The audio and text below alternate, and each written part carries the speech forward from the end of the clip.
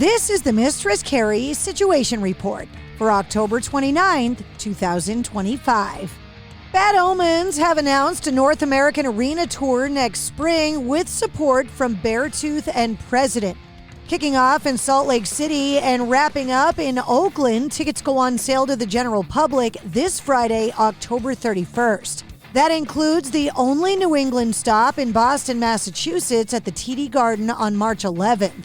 Soundgarden guitarist Kim Thayil is going to release an upcoming memoir called A Screaming Life into the Super Unknown with Soundgarden and Beyond, set for release May 19th of 2026. The book will detail how Thayil came to join his bandmates Hiro Yamamoto, Ben Shepherd, Matt Cameron, and the late Chris Cornell, and how they formed Soundgarden, who will get inducted into the Rock and Roll Hall of Fame this November 8th. Kim Thayil saying, "I've been working on a book during the last few years. It tells my story as an American son of immigrants growing up in Chicago. Then, along with other immigrant sons, Hiro Yamamoto, we traveled to Seattle as idyllic youths, involve ourselves with underground and independent subcultures, and connect with Chris Cornell to form Soundgarden. It follows my experiences, journeys, and growth with the band and the building of the Seattle music scene, ultimately to partner with Matt Cameron and later Ben Shepherd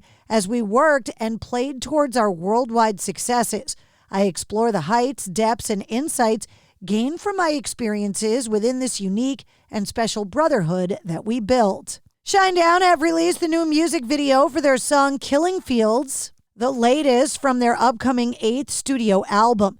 The band has also released a half a dozen tour dates, including Knotfest in Mexico City, and was just announced as one of the headliners of the Sonic Temple Music and Arts Festival in Columbus, Ohio, March 15th. The entire Sonic Temple Art and Music Festival has been announced, with My Chemical Romance, Bring Me the Horizon, Tool, and Shinedown set to headline the 4-day festival. My Chemical Romance, Pierce the Veil, and Breaking Benjamin perform on Thursday, with Shinedown, The Offspring, and Stained headlining on Friday. Bring Me the Horizon, Good Charlotte, and Marilyn Manson on Saturday, with Tool, Godsmack, and Megadeth closing out on Sunday. There's over 100 bands that are also part of the lineup. Bill Murray have been in the studio recently working on the follow-up to 2024's American Motorsports. A post shared by the band's mastermind, Johnny Frank, revealed their current progress and that they're in the studio with members of A Day to Remember, Bad Omens, and Wage War. The Stray Cats have canceled their fall North American tour due to singer and guitarist Brian Setzer's, quote, serious illness. The band announcing, "I'm heartbroken to share. Due to serious illness, I am unable to perform and very regrettably have to cancel our Stray Cats tour. I know this affects so many people and I am devastated to have to deliver this news.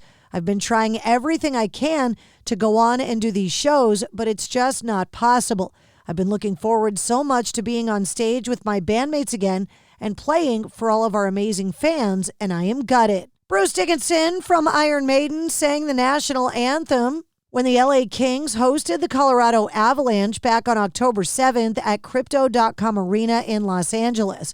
It was part of the first day of regular season play, and on Monday, the LA Kings channel on YouTube shared an 8-minute behind-the-scenes video of Dickinson's appearance at Crypto.com Arena. Bruce Dickinson first sang the U.S. national anthem during his September 11th solo concert at the House of Blues in Boston. Prior to launching into his U.S. national anthem, he told the audience at the House of Blues, "So I'm going to let you in on a dirty little secret. This is about to happen on Sunday. I've been asked to sing the national anthem at the Pittsburgh Steelers game. Now, I've never done this before in my fucking life, and I'm trying to avoid the embarrassment of reading the fucking words off the back of my hand. Look, no writing on the back of my hand, or failure to read the auto cue because fuck me, there is no auto cue. So, because today is kind of, well, I escaped your attention that it is 9/11, and on this day and on that day, I was in New York City and I witnessed all that shit that happened," he said. The cast of Married with Children is getting back together for one night only. Ed O'Neill and Katie Segal, who played Al and Peggy Bundy, will reunite with Christina Applegate and David Faustino, who played their kids Kelly and Bud, at the Wiltern Theater January 28th Tickets go on sale this Thursday at 10 a.m. Pacific. Ed O'Neill saying we're going to have a family Bundy reunion. We're going to be live on stage and we're going to have a good time talking about the 11 years that we spent making the show. Variety reports the special night is called An Evening with the Bundys, the Married with Children cast reunion.